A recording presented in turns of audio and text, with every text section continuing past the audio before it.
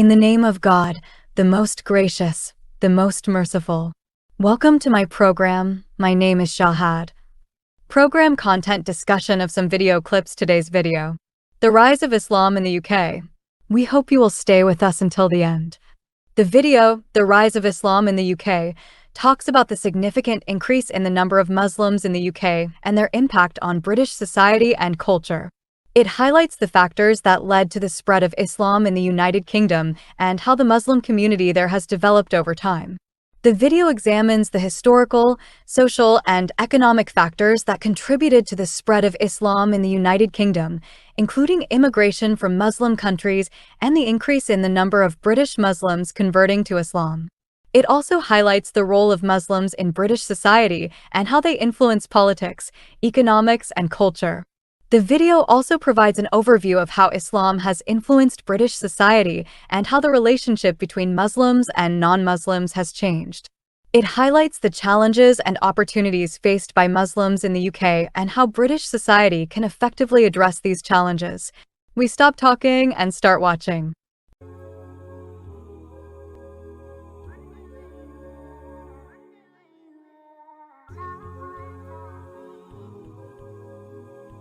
On today's show, the UK's Office for National Statistics has released the data gathered as part of the national census, the results of which has startled many, with clear proof that Britain is experiencing great change. With Islam and non-religious identities on the rise and Christianity in clear retreat, many are asking if Britain can ever truly be considered a Christian country again.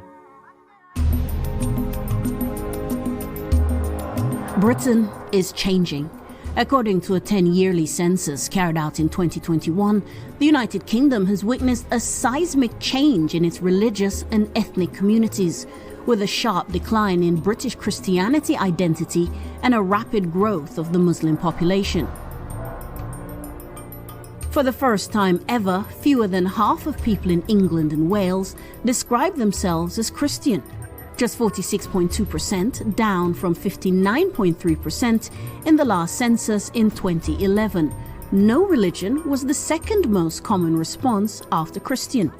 While the Muslim population, which previously stood at 2.7 million, or 4.9% of the population, has now climbed to 3.7 million, showing Islam is indeed on the rise, sitting at 6.5% of the UK population. Other findings upsetting right-wingers online was the rise in British multiculturalism and an apparent decline of white British ethnicities in some major cities. White British populations of London made up just 37% of the capital in 2021. Meanwhile, the white British population of Birmingham had also dropped to just 43% in 2021, compared to over 50% in 2011. Other cities across the UK also saw steep decline but remained white majority. Some have welcomed the news while others condemn the changes. The only certainty is Britain has a crisis of faith.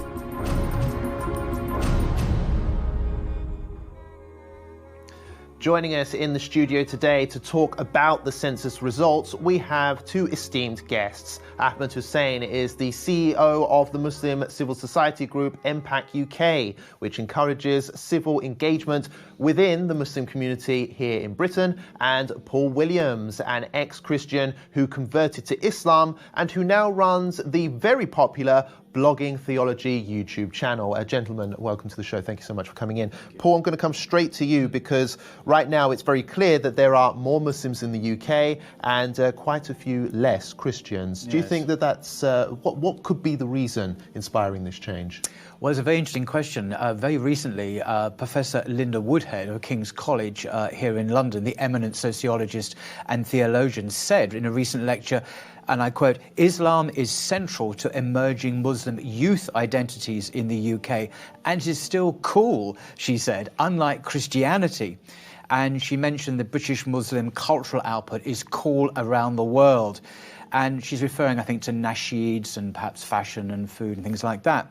But she focused on the vitality of Islam as a key reason for the success of Islam in this country. Spirituality and devotion is very strong. Ethics is very robust, of course, and community identity is very strong.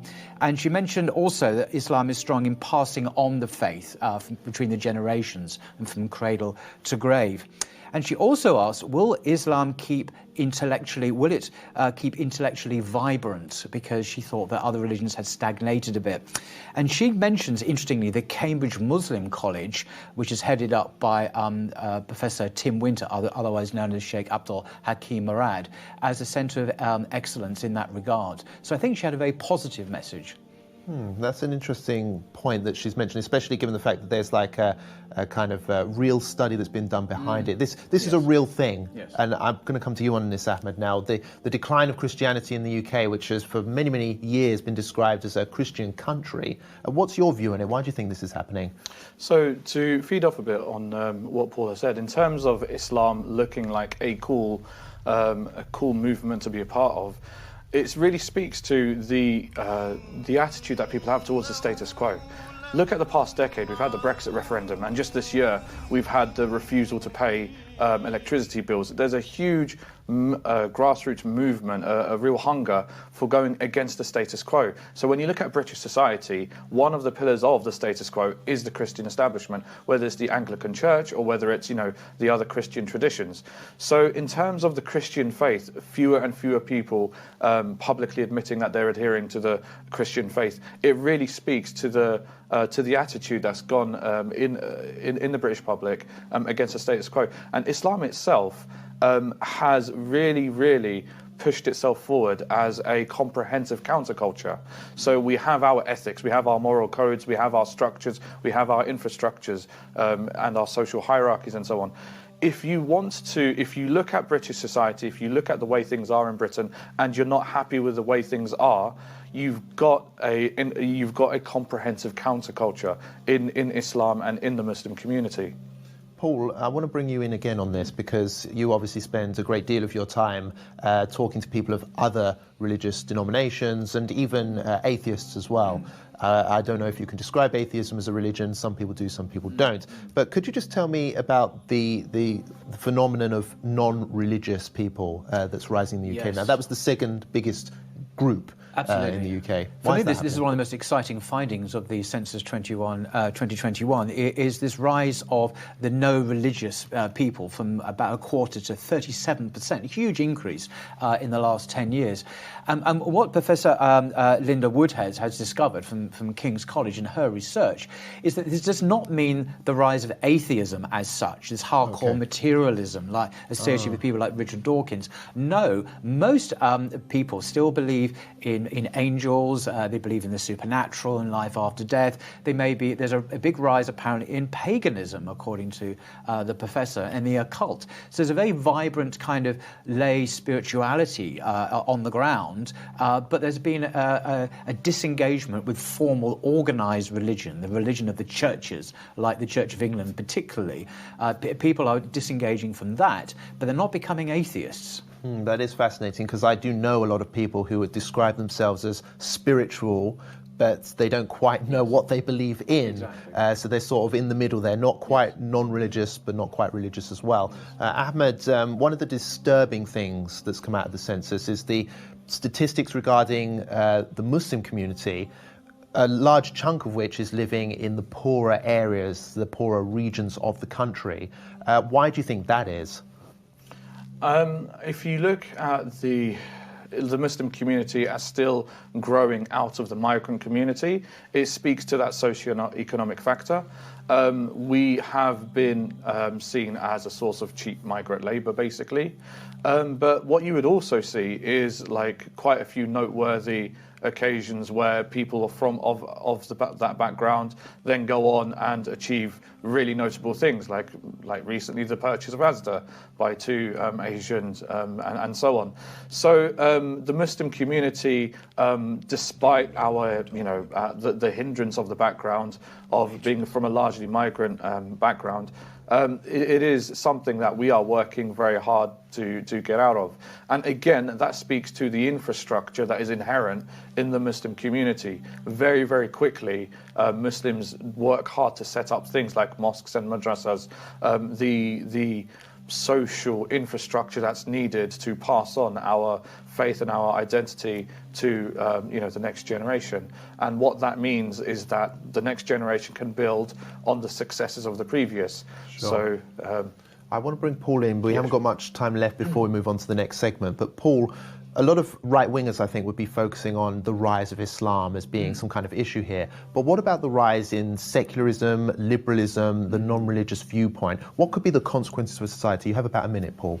Well, it's a huge question, and many people think that the rise of secularism and particularly liberalism is leading to the disintegration of society, particularly the family, with the rise of alternative lifestyles and the breakdown of marriage. So this is a huge problem, and many people also see this as kind of weaponized, so the West is exporting this to the rest of the world, particularly the Muslim world. We're seeing this in the Qatar situation with the World Cup, where the West is insisting that the Muslim world adopt certain views and attitudes which go against the teaching of Islam. We're seeing, I think, quite a pushback now, I'm told, from the Muslim world against this attempt to change Islam and change Muslims. And many will see that as a very positive development, I think. So Islam seems to be a religion that kind of stands by its principles, even so much so in the modern day. Yes. Christianity perhaps hasn't quite done so. Yes, I think this idea of staying true to the deen, actually, and having a comprehensive answers to life's situation, but Christianity is perceived to be largely irrelevant and not offering solutions to many of life's problems. There's plenty more to discuss, gentlemen, on this show, but for now, let's move on because there are more reactions that we have to bring in whilst we're on this topic. And in particular, let's turn to the social media world, which has been on fire in the UK since the release of the census data, with people either celebrating or denouncing the findings. Let's take a look at those online reactions. The social media reaction to the census data has been dominated by concerns on the right that Britain is becoming less white. The Office of National Statistics figures are out today showing that London, Birmingham and Manchester are all now minority white cities. Massive demographic changes taking place in our country. More significantly for the country as a whole, it shows that only 46% now identify as Christian. So there is a massive change in the identity of this country that is taking place through immigration.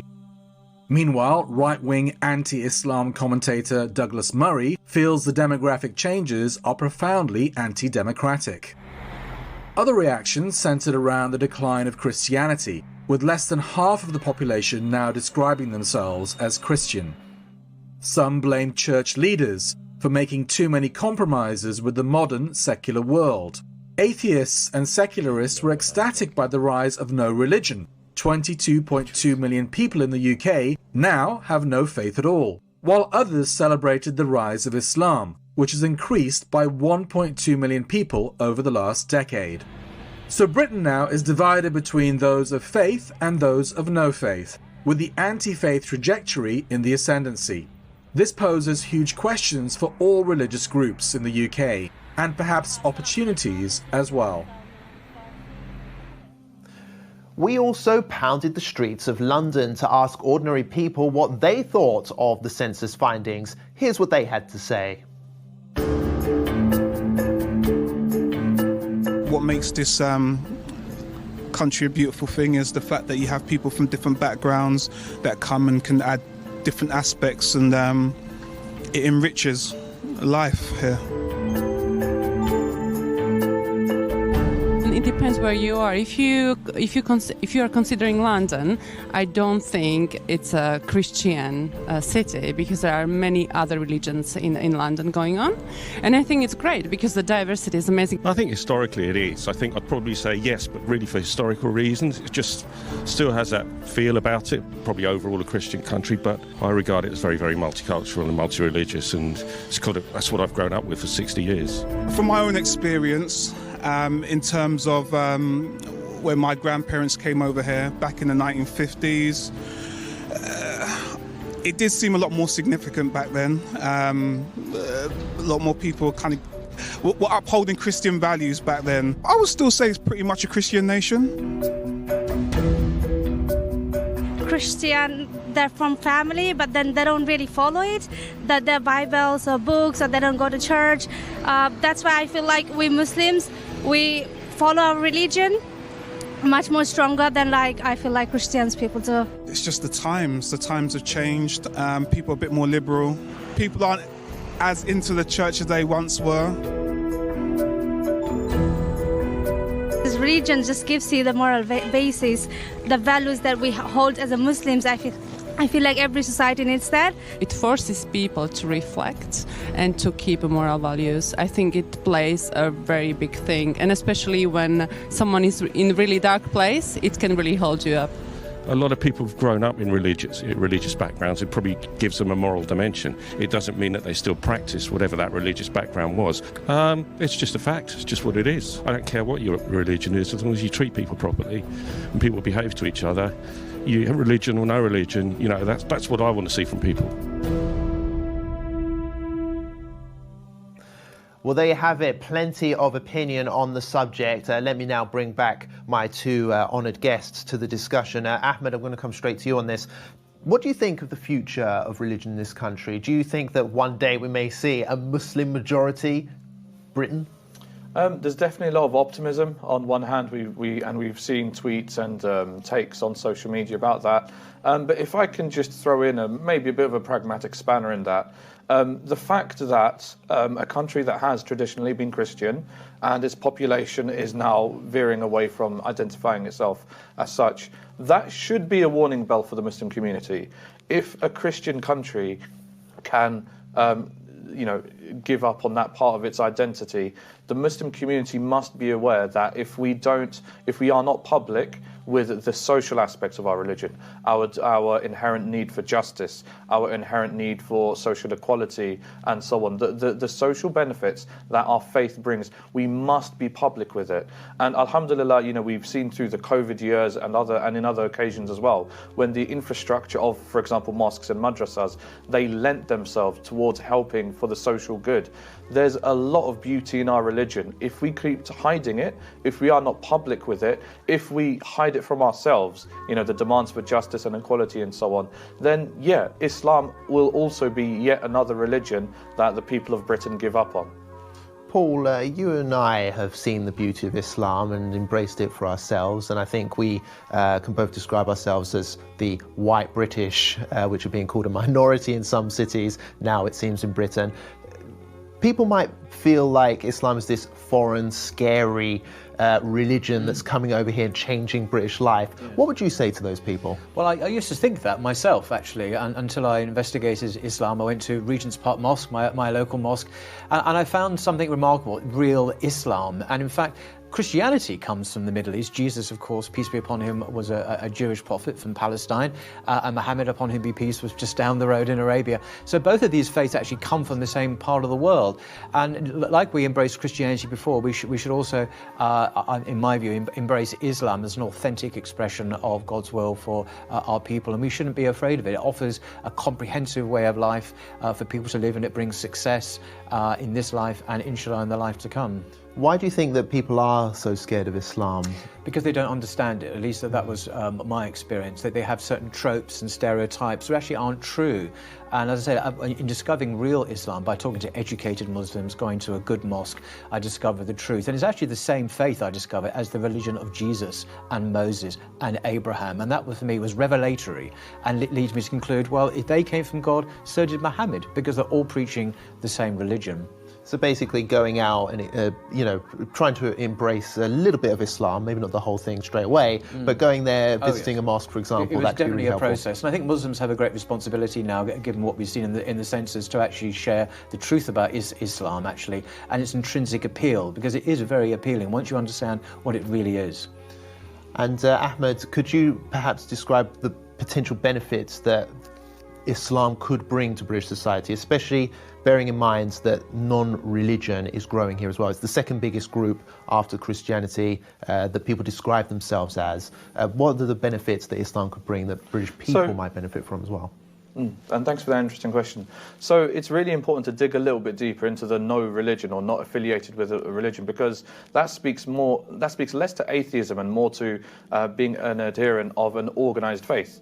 And maybe that needs more analysis. But there's definitely a lot of, I think the Arabic term would be the fitra, which is the natural inclination of the human soul to have an affinity with God. And perhaps once upon a time, the infrastructure of the Christian faith was sufficient for most British people to satiate that fitra. Maybe that is, maybe there's been a lot of dissatisfaction with that, but the organized structure of Islam is here in Britain. And there's a lot that we can give through our infrastructures. And this, again, speaks to the need for the Muslim community, the leadership within the Muslim community, to step up, to see this as an opportunity to help guide souls towards Jannah, inshallah. We have a very public religion. And a Muslim cannot be a monk or a nun or someone who secludes their faith and themselves away from society. Our mosques, our leaders need to be public with the good that is inherent in the Muslim faith. And so that is what needs to be brought out by the Muslim community. And coming back to points you mentioned earlier in the show, there are people out there who seem to be afraid of the fact that Britain is getting less white. What's your advice to them? I mean, those who see it as a problem, so those who would profit from making it a problem will make it a problem. But in terms of those communities where there is already immigration, non-white immigration, those are communities that have had immigration for generations now. So they've become more elastic and accommodating and so on. They've got their structures in place and so on. But for those who would benefit, like I think in the VT we saw Nigel Farage and some others who do capitalize on making a problem out of things that convenient statistics and so on. So for them, the real thing to keep an eye on is keep an eye on those who are benefiting from that, and read between the lines. What is this person or this organization getting out of it? Are they seeking funding? We've had individuals in the past like Tommy Robinson and the EDL who was done in for fraud and embezzlement because they were literally trying to profit off of people's fears while offering no solution at all. These are people in an organization who stand on the sidelines and try to break down social cohesion because of their individual benefit, whereas those of us who are involved with mosques or the youth or the elderly, or we are invested in the social cohesion of Britain, we're just knuckling down and trying to run things like scout groups or mosques or youth groups or elderly groups and so on. We are the quiet minority. We want to see our communities really bring British society forward. We want to leave something for our children. Absolutely. We are the quiet majority. And I think it's worth mentioning as well that this white minority statistic is kind of disputed in some cities because apparently it's a minority of people who identify as white British. In some areas there may be a minority, but actually there's still majority white cities if you include the other white ethnicities, so on and so forth. So there is a dispute there. I'm going to come back to Paul because we haven't got long left in the show, Ahmed. I want to bring you in, Paul, and ask you again about what you mentioned earlier in the show about the fact that it's cool to be Muslim these days. Could you just elaborate on that point a little bit? Because obviously there's a bit more to Islam than it's just being cool. Could you perhaps define what you think she meant by it being cool? I mean, that's not my term, but this is Professor Linda Woodhead of King's College in a recent lecture called The Future of Religion in Britain. It's available on YouTube. I do recommend you watch it. And she breaks down the census statistics and the reasons why Islam is succeeding. She said that British Muslim cultural output is cool around the world. It's not just in London. What do you think she meant by cool? Well, I think she's referring to nasheeds. She's referring to fashion, food, music, many different things like that are just so popular with youth. Yeah. But at the core of it, she stresses, is Islam, actually. This is not just an external thing. It is the beating heart of Muslim youth. Because there's obviously this thing right now which is popular on social media I think it's called the Red Pill movement. It's like this kind of, stand up for your principles and against this new woke trend in the West, this liberalist ideas and that type of thing. Do you think that Islam, for that kind of reason, is seen as cool? It's kind of a bit more... Yes, it's countercultural. It's not part of the bit more masculine kind of thing. Yeah, the status quo. The danger with the Red Pill movement, in my personal view, is it can go to the other extreme. In critiquing the excesses perhaps of feminism or woke ideology, you then go to a very reactionary extreme, the opposite way. And Islam is the middle path between these. And I think we need to focus on the Islamic teaching, the deen, but certainly there's much good in my view, in that. Absolutely, and obviously, regardless of what comes up on social media, the Red Pill movement, wokeism, whatever else, there's only one Islam, and Islam has always been and will always remain, inshallah, with the steadfast work of loyal Muslims. So.